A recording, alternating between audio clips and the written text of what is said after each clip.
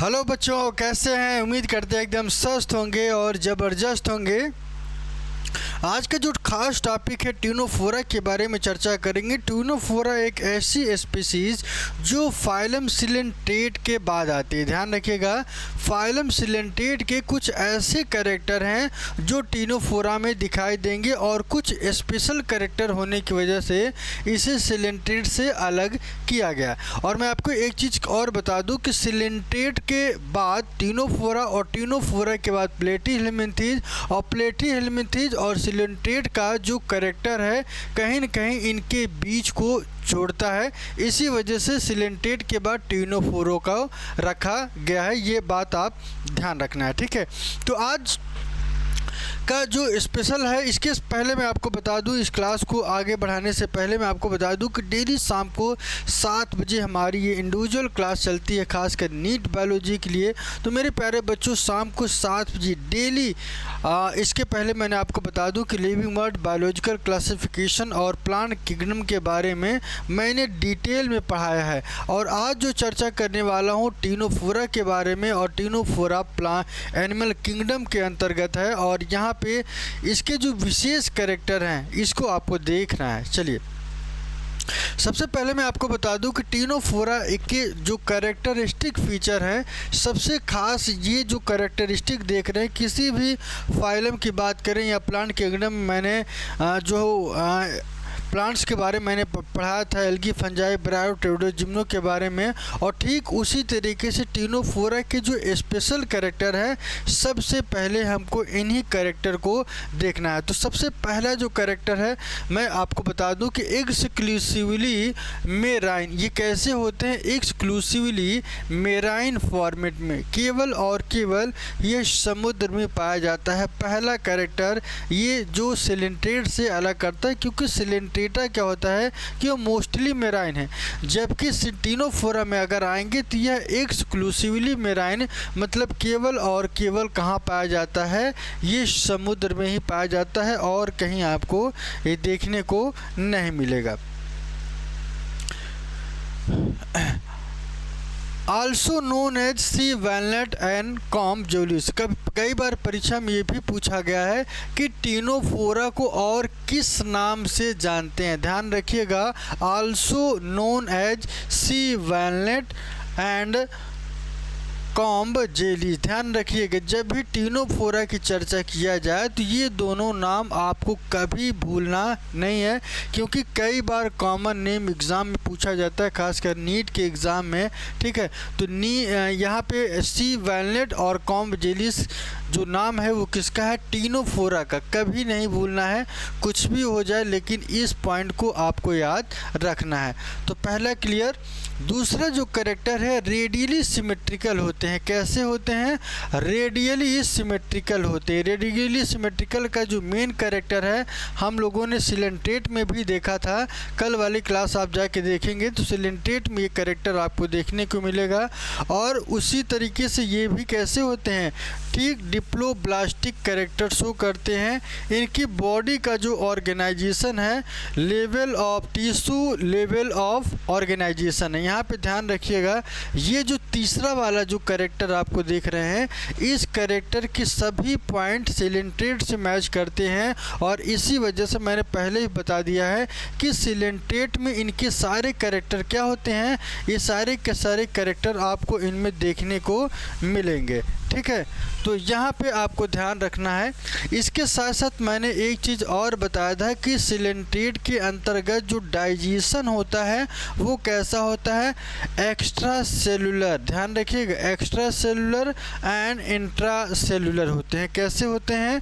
Extra cellular और intra cellular, ये दोनों कैरेक्टर खासकर ट्यूनोफोरा में आपको देखने को मिलेगा। इसके बाद मैंने सबसे जो यूनिक प्रॉपर्टी है खासकर ट्यूनोफोरा की सबसे खास कैरेक्टर क्या है? बायोल्यूमिनेसेंस की। ध्यान रखिएगा, ये जैसे आपने देखा होगा कि जुगनू जो है, आपने देखा होगा कि जैसे उसके पीछे लाइट जलती थी, तो ठीक उसी तरीके से यहाँ भी लाइट आपको देखने को मिलेगा, ठीक है ना। बायोल्यूमिनेसेंस का मतलब ऐसा कैरेक्टर जो लाइट को इमिट करता है। क्या करता है? लाइट को इमिट एमिट करता है, यह कैरेक्टर सिर्फ और सिर्फ आपको कहाँ देखने को मिलेगा, टीनोफोरा में। ठीक है, तो ये आपको ध्यान रखना है। उसके बाद मैंने आपको क्या बताया, जो अगला पॉइंट है, अगला पॉइंट कि यहाँ पे जो सेक्सेस होते हैं वो पूरी तरीके से सेपरेट होते हैं, हर्माफ्रोडाइट नेचर के होते हैं। ठीक है ना। तो यहाँ पे एक चीज़ आपको ध्यान रखना है कि इनका जो सबसे जो बेसिक कैरेक्टर है, सेक्सेस आर नॉट सेपरेट। एक ही बॉडी में मेल और एक ही बॉडी में फीमेल भी देखने को मिलता है। और ऐसे कैरेक्टर को क्या कहते हैं, ऐसे कैरेक्टर को क्या कहते हैं, हर्माफ्रोडाइट कहते हैं। क्या कहते हैं, हर्माफ्रोडाइट कहते हैं। ये आपको याद रख लेना है, दिमाग में इसको आप बैठा लीजिए। और अगला जो कैरेक्टर है, ओनली सेक्सुअल रिप्रोडक्शन। यहाँ पे जो मेन कैरेक्टर है, ये आपको क्या देखने को मिलता है, ओनली सेक्सुअल रिप्रोडक्शन। ध्यान रखिएगा, सेक्सुअल रिप्रोडक्शन सबसे यूनिक कैरेक्टर सेलेंटेट के टीनोफोरा का सबसे जो यूनिक कैरेक्टर है, इनका जो यूनिक कैरेक्टर है ओनली सेक्सुअल। आपको इसको ध्यान रखना है कि कभी भी इस पॉइंट को नहीं भूलना है कि टीनोफोरा जो कैरेक्टर है, टीनोफोरा में रिप्रोडक्शन कैसा मिलता है, सेक्सुअली मिलता है। कैसा मिलता है, सेक्सुअली मिलता है। और यहाँ पे आप जब भी आपको टिक करें, आपको न तो वेजिटेटिव न तो एसेक्सुअल, बल्कि क्या टिक करना है, सेक्सुअल रिप्रोडक्शन आपको सही करके वापस आ जाना है। इसके बाद अगला जो पॉइंट है, यहाँ पे फर्टिलाइजेशन की बात करें तो फर्टिलाइजेशन यहाँ पे कैसा होता है, एक्सटर्नल होता है। कैसा होता है, एक्सटर्नल का मतलब शरीर से बाहर, विथ इनडायरेक्ट डेवलपमेंट। यहाँ पे जो डेवलपमेंट होता है वो कैसा देखने को मिलता है, डेवलपमेंट यहाँ पे जो है इनडायरेक्ट देखने को मिलेगा। ठीक है, तो ये आपको याद रखना है। और सबसे यूनिक कैरेक्टर, खासकर अगर हम टीनोफोरा की बात करें तो टीनोफोरा में सबसे यूनिक कैरेक्टर ये भी है कि इसमें 8 तरीके के कॉम्ब प्लेट्स पाए जाते हैं। क्या पाए जाते हैं, 8 ऐसे कॉम्ब प्लेट्स पाए जाते हैं जिसमें 8 external row of ciliated comb plate used for locomotion. ध्यान रखिएगा, आपने जैसे कि फुटबॉल देखा होगा, फुटबॉल में जो आपने देखा होगा कि वहाँ पे आप देखेंगे कि कह सकते हैं कि वहाँ पे लाइनें दिखाई देती हैं आपको फुटबॉल में। ठीक है, जब उसको मारते हैं तो ठीक उसी तरीके से ये भी मूवमेंट करते हुए एक स्थान से दूसरे स्थान पर मूवमेंट करता है, और जिसे हम क्या कहते हैं, लोको मोशन कहा जाता है। Hence they are called comb jellies, और इसी वजह से इन्हें क्या कहते हैं, कॉम्ब जेलिस के नाम से जानते हैं। यहाँ पे 2 एग्जाम्पल आपको याद रखना है। एक है प्लूरोब्रैंकिया, याद रखिएगा, यहाँ पे आपको शायद क्लियर ना दिख रहा हो तो मैं यहाँ लिख दे रहा हूँ,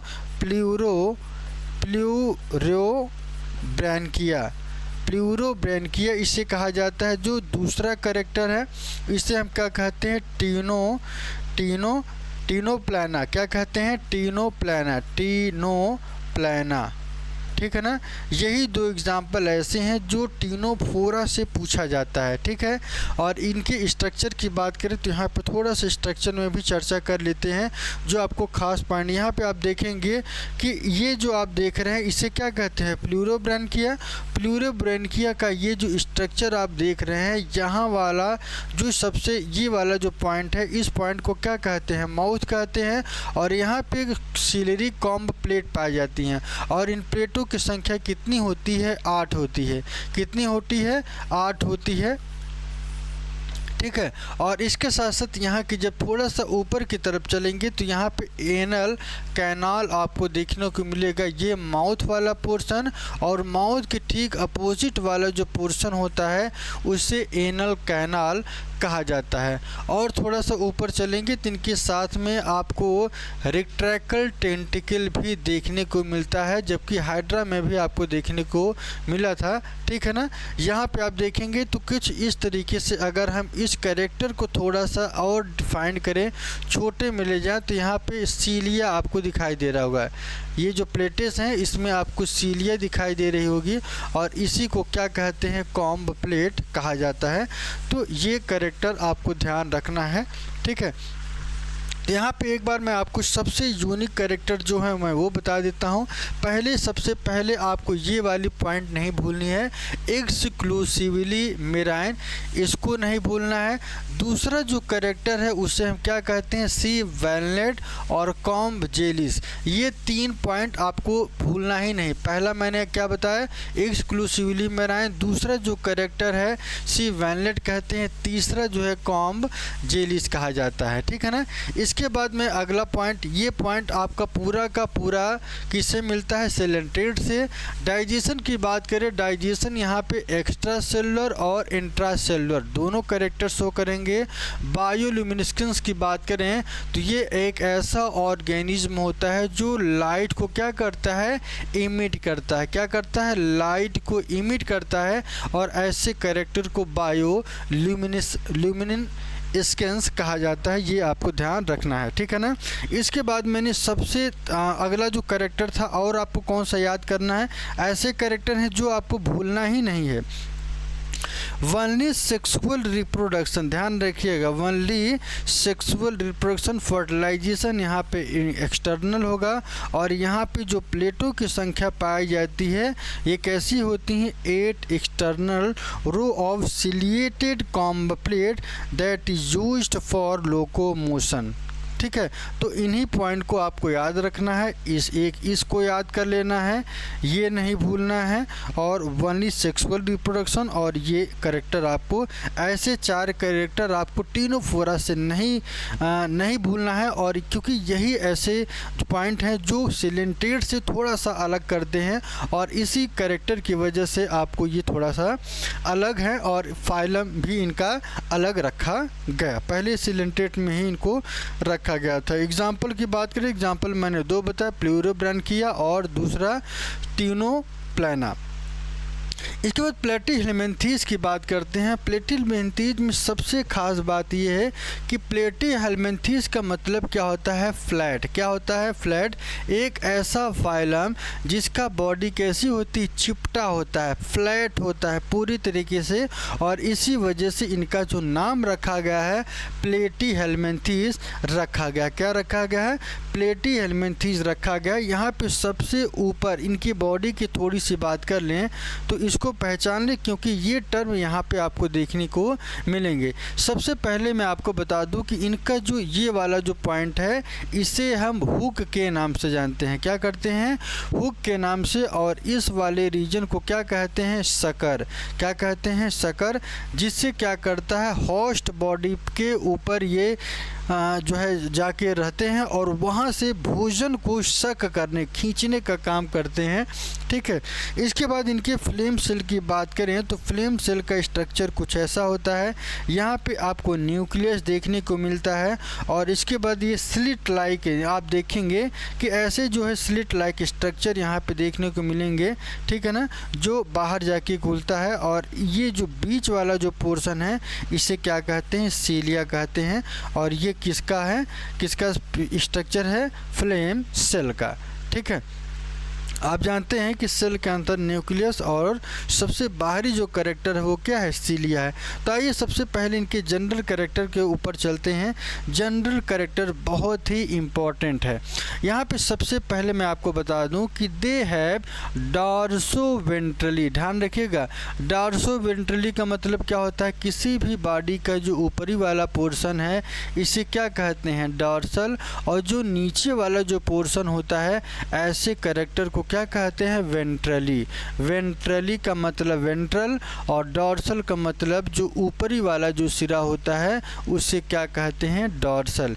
जैसे आप ऐसे जब लेटते हैं पेट के सामने तो आपका जो पीठ वाला जो रीजन होता है, जो बैक साइड का रीजन होता है, इसे हम क्या कहते हैं, डॉर्सल। और जो आगे पेट वाला जो हिस्सा होता है ऐसे स्ट्रक्चर को क्या कहते हैं, वेंट्रली कहा जाता है। इसके बाद मैंने आपको क्या बताना है, इसी वजह से इनका जो स्ट्रक्चर होता है कैसा होता है, पूरी तरीके से कैसे होते हैं, फ्लैट होते हैं। कैसे होते हैं, फ्लैट होते हैं, और इसी वजह से इन्हें क्या कहा जाता है, फ्लैट वार्म। अगला पॉइंट ध्यान रखिएगा, अगला पॉइंट क्या कहता है देखिएगा, इंडो पैरासाइट। इंडो पैरासाइट का मतलब जो किसी शरीर के अंदर रहते हैं, ऐसे कैरेक्टर को इंडो पैरासाइट कहा जाता है।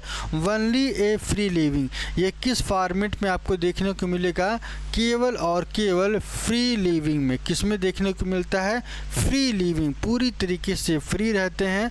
और कैसे होते हैं, इंडो पैरासाइट नेचर में रहते हैं। तो आपको 2 पॉइंट आपको याद रखना है। पहला मैंने क्या बताया कि ये फ्लैट वार्म है, फ्लैट वार्म है, फ्लैट वार्म है। दूसरा जो कैरेक्टर मैंने आपको क्या बताया, ये इंडो पैरासाइट के साथ साथ ये फ्री लिविंग नेचर के होते हैं।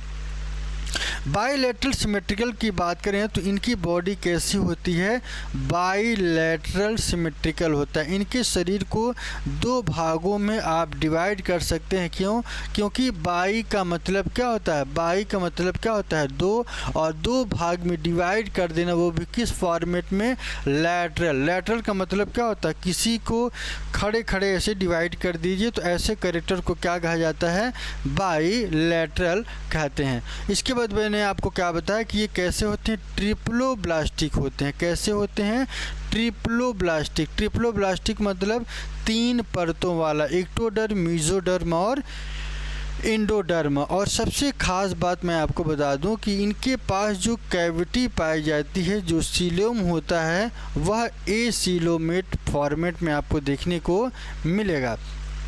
और इनके बॉडी का ऑर्गेनाइजेशन थोड़ा सा अपडेट रहता है, खासकर सिलेंटेट और ट्यूनोफोरा से। तो यहाँ पे जो कैरेक्टर, जो ऑर्गेनाइजेशन आपको देखने को मिलेगा, ऑर्गन लेवल ऑफ ऑर्गेनाइजेशन, ये चौथा पॉइंट आपको याद रखना है। तो यहाँ पे मैंने आपको 4 ऐसे शुरुआती कैरेक्टर बताए जो सबसे इम्पॉर्टेंट है और इनके कैरेक्टर को डिफाइन करता है। ठीक है, इसके बाद आगे की तरफ चलते हैं। Hook and sucker are present in parasite. Hook मैंने आपको क्या बताया, हुक और सकर ये भी स्पेशल कैरेक्टर हैं, स्पेशल स्ट्रक्चर है, खासकर प्लेटीहेल्मिन्थेस में, जो कि कब मिलता है, पैरासाइट फॉर्मेट में। और यहीं से ये अपने भोजन को क्या करते हैं, सक करते हैं, अंदर की तरफ ले जाते हैं। ठीक है, इसके बाद अगला पॉइंट है flame cell, specialised excretory cell. ये कैसे सेल होते हैं, ये विशेष प्रकार के एक्सक्रीटरी सेल्स होते हैं जो कि ऑस्मो रेगुलेशन और एक्सक्रीशन दोनों में सहायता करते हैं। ध्यान रखिएगा इस बात का, मैंने आपको क्या बताया कि ऑस्मो रेगुलेशन का मतलब क्या होता है, ऑस्मोसिस की प्रक्रिया, जहाँ पे ये क्या करते हैं, अपने फ्लेम सेल्स के द्वारा, फ्लेम सेल के द्वारा ये क्या करते हैं, एक्सक्रीशन करते हैं, एग्जिट करते हैं। इनके अंदर जो वेस्ट मटेरियल होते हैं उसको शरीर से बाहर निकाला जाता है, और उस बाहर निकालने वाले की प्रक्रिया को क्या कहते हैं, ऑस्मो रेगुलेशन। कई बार ये पूछा गया है कि फ्लेम सेल का क्या रोल है, क्या फंक्शन है, तो इसका एक्सक्रीशन की तरह यूज करते हैं। किसकी तरह, एक्सक्रीशन की तरह इनका यूज किया जाता है। ये आपके ध्यान में रहना चाहिए। और हेल्प किस में करते हैं, ऑस्मो रेगुलेशन में। ठीक है, इसके बाद जो आगे का कैरेक्टर है, यहाँ पे सेक्सेस आर नॉट सेपरेट। यहाँ पे अगर हम सेक्सेस की बात करें तो सेक्सेस यहाँ पे पूरी तरीके से अलग नहीं होते हैं। Sexes are not separate, male और फीमेल एक ही बॉडी में पाया जाता है, इस वजह से सेक्सेस यहाँ पे सेपरेट नहीं होते हैं। अगला कैरेक्टर क्या है, इंटरनल फर्टिलाइजेशन। जबकि मैंने टीनोफोरा में आपको बताया था, याद करेंगे कि टीनोफोरा मैंने ये बताया था कि इनके अंदर जो फर्टिलाइजेशन होता है वो एक्सटर्नल होता है, जबकि यहाँ पे जो फर्टिलाइजेशन है ये इंटरनल है। ये स्पेशल कैरेक्टर है प्लेटीहेल्मिन्थेस का, इसको भूलना नहीं है। और इनका जो डेवलपमेंट है, अगला पॉइंट क्या कह रहा है, अगला पॉइंट ये कह रहा है कि development is through many larval stage. यहाँ पे जो डेवलपमेंट होता है कई लार्वल स्टेज के कारण होता है, तो ये आपको ध्यान रखना है। सम मेंबर लाइक, कुछ ऐसे मेंबर हैं जिसे क्या कहा जाता है, Planaria, possesses high regeneration capacity. यहाँ पे सबसे यूनिक कैरेक्टर, मैंने आपको एक चीज़ और बता दूं कि एक टर्म होता है रीजनरेशन। क्या होता है, रीजनरेशन। रीजनरेशन का मतलब क्या होता है, इसको थोड़ा सा तोड़ेंगे तो री और प्लस जनरेट हो जाना, क्या जनरेट हो जाना, और ऐसे प्रक्रिया को रीजनरेशन। तो री का मतलब क्या होता है, पुनः ऐसा स्ट्रक्चर जो फिर से जनरेट हो जाए, जन्म ले ले, ऐसे कैरेक्टर को क्या कहते हैं, रीजनरेशन कहा जाता है। ये आपको किस में देखने को मिलेगा, प्लानेरिया में। बहुत बार पूछा गया है, याद रख लीजिए, कई बार पूछा गया है कि प्लानेरिया के अंदर जो कैरेक्टर होता है वो कौन सा कैरेक्टर है, वो हाई रीजनरेशन कैपेसिटी प्लानेरिया में देखने को मिलता है। और प्लानेरिया बिलोंग कहाँ से करता है, तो प्लेटीहेल्मिन्थेस से। ठीक है, तो यहाँ तक उम्मीद करते हैं ये सारे कैरेक्टर आपको याद होंगे। एग्जाम्पल की बात करें तो यहाँ पे एग्जाम्पल में आपको ये चीज़ देखने को मिलना है कि एग्जाम्पल में आपको टैनिया को ही क्या कहते हैं, टेप वार्म कहा जाता है। टैनिया को टेप वार्म कहेंगे। और फैसियोला की बात करें तो फैसियोला एक तरीके का लीवर फ्लूक कहा जाता है। क्या कहा जाता है, लीवर फ्लूक के नाम से जानते हैं फैसियोला को। और टैनिया को ही टेप वार्म कहते हैं। क्या कहते हैं, टैनिया को टेप वार्म कहा जाता है। टैनिया को टेप वार्म क्यों, क्योंकि टी से टैनिया और टी से टेप वार्म, टी से टैनिया और टी से टेप वार्म। फैसियोला की बात करें तो यहाँ पे आपका एल है और ऐसे ही यहाँ पे ही एल है, तो एक छोटा सा टिक लगा लीजिए। फैसियोला को लीवर फ्लूक के नाम से जानते हैं। ठीक है, तो कुछ ऐसे कैरेक्टर एक बार मैं फिर आपको बता दूं। यहाँ पे अगले स्लाइड पे देखते हैं। अगले स्लाइड पे एच हेल्मिन्थेस है। इसको थोड़ा सा और मैं आपको डिफाइन कर दूं, इनके जो बेसिक कैरेक्टर हैं। सबसे पहले मैंने आपको क्या बताया कि ये डॉर्सल और वेंट्रल दोनों कैरेक्टर शो करते हैं, ये नहीं भूलना है। इसके बाद मैंने आपको इंडो पैरासाइट बताया, ये नहीं भूलना है। फिर बाईलेटरल सिमेट्रिकल और ट्रिप्लोब्लास्टिक एसिलोमेट होते हैं। ठीक है ना, तो यहाँ पे सबसे जो यूनिक कैरेक्टर मैंने क्या बताया था कि बाईलेटरल सिमेट्रिकल कैरेक्टर शो करेंगे। ऑर्गेनाइजेशन की बात करें तो ऑर्गन लेवल ऑफ ऑर्गेनाइजेशन होगा। हुक और सक ये भी नहीं भूलना है। फ्लेम सेल पाए जाते हैं, ऑस्मोरेगुलेशन का प्रोसेस करते हैं जिससे एक्सक्रीशन की प्रक्रिया कंप्लीट होती है। सेक्सेस यहाँ पे सेपरेट नहीं होते हैं। फर्टिलाइजेशन कैसा होगा, इंटरनल होगा। Development is through many larval stage. Some members like planaria possess high regeneration capacity. Example मैंने आपको क्या बताया, दो, टैनिया का टेप वार्म और लीवर फ्लूक का फैसियोला।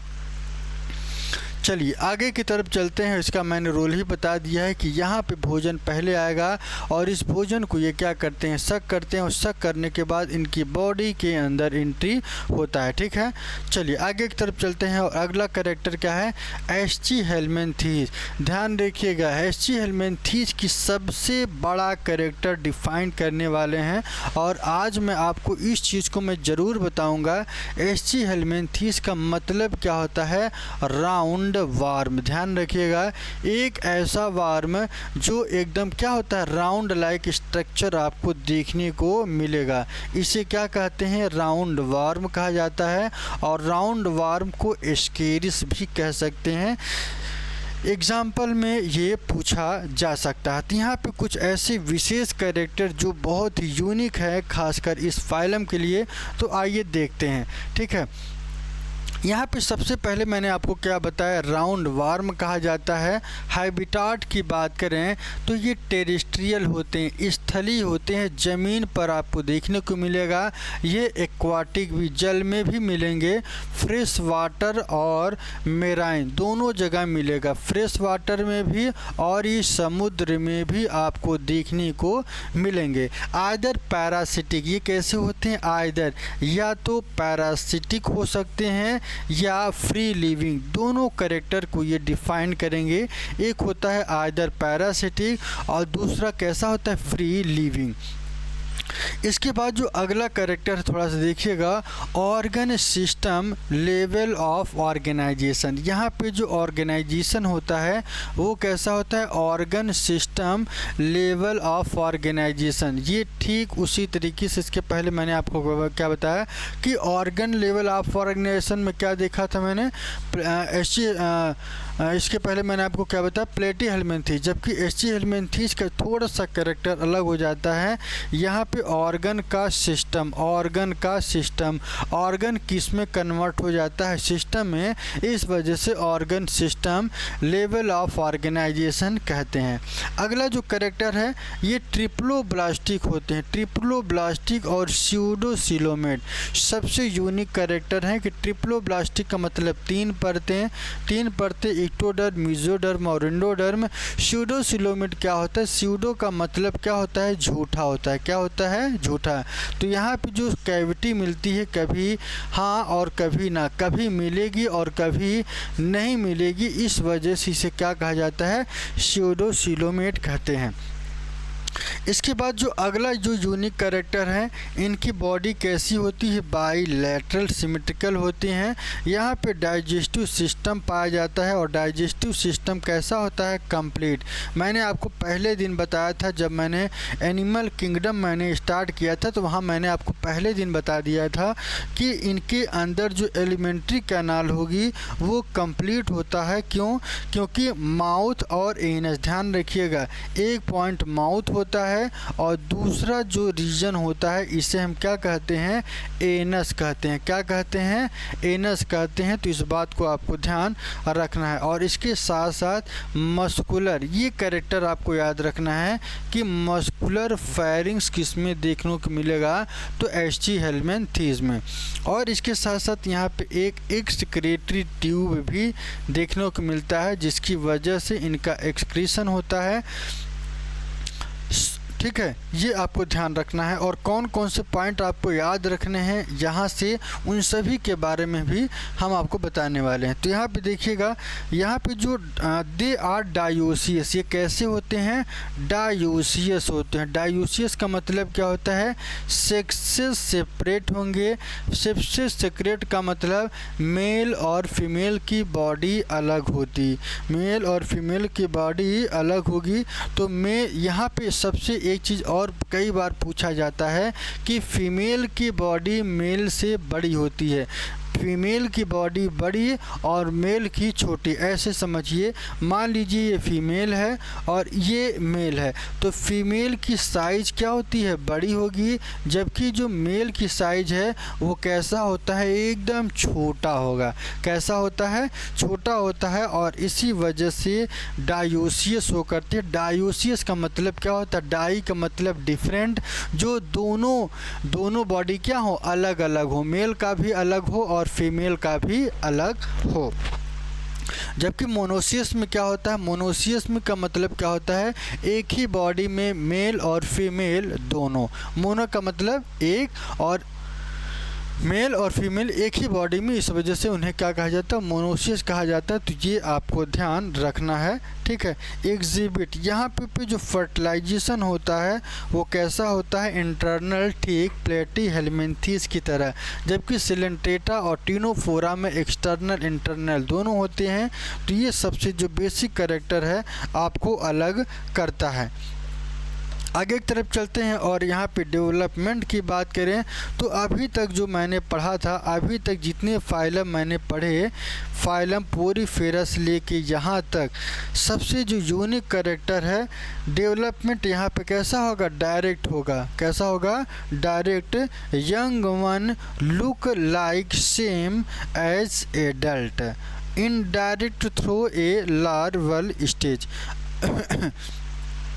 यहाँ पे इनडायरेक्ट के थ्रू जो है लार्वल स्टेज के द्वारा यहाँ पे होता है, ये भी आपको ध्यान रखना है। तो सबसे जो यूनिक कैरेक्टर है मैंने आपको बता दिया। यहाँ पे कुछ ऐसे एग्जांपल हैं जो बहुत ही महत्वपूर्ण है। सबसे पहले मैंने आपको क्या बताया, एस्केरिस का दूसरा नाम राउंड वार्म है और वाइचेरिया को फाइलेरियर वार्म कहा जाता है।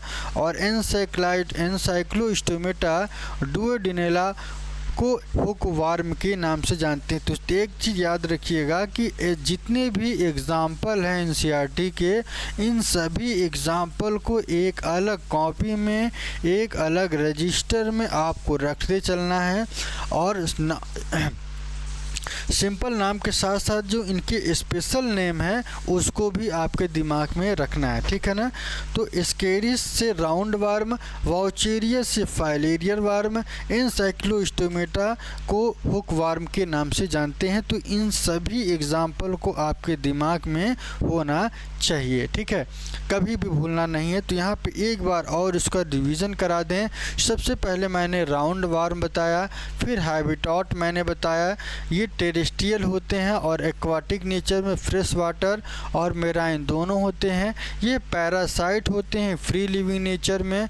Organ system level of organisation देखने को मिलेगा। ट्रिप्लोब्लास्टिक और स्यूडोसिलोमेट कैरेक्टर शो करते हैं। यही एक कैरेक्टर है जो स्यूडोसिलोमेट को दिखाता है। सिमेट्री की बात करें तो बाइलेटरल होता है। डाइजेस्टिव सिस्टम एक कंप्लीट, एलिमेंट्री कैनाल, माउथ और एनएच दोनों यहाँ पे देखने को मिलेंगे मस्कुलर फेरिंग के साथ में। यहाँ पे एक एक्सक्रीटरी ट्यूब होता है जिसकी वजह से वेस्ट मटेरियल बाहर निकलता है।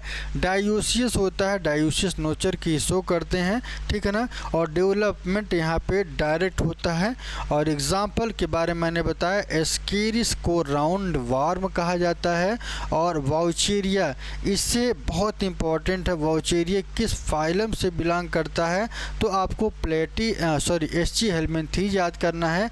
और वाउचेरिया बहुत इंपॉर्टेंट है, ध्यान रखिएगा, ठीक है ना। ये बहुत इंपॉर्टेंट है और पूछा जाता है कि इससे कौन सी बीमारी होती है, फाइलेरिया, और इसी वजह से इन्हें फाइलेरियल वार्म के नाम से जानते हैं। एनसाइक्लोस्टोमेटा की बात करें तो इसे हुक वार्म कहा जाता है। क्या कहा जाता है? हुक वार्म कहा जाता है। अगला जो कैरेक्टर है आपका एनीलिडा है। और एनीलिड की अगर हम बात करें तो एनीलिडा मैं आपको अगले वाले क्लास में पढ़ाऊंगा, ठीक है। अगला वाला जो क्लास होगा वहाँ पे एनीलिड के बारे में चर्चा करेंगे, ठीक है। तो आज के लिए इतना है। और यहाँ पे जो मैंने आज कंप्लीट किया है इसको आपको ध्यान रखना है, ठीक है।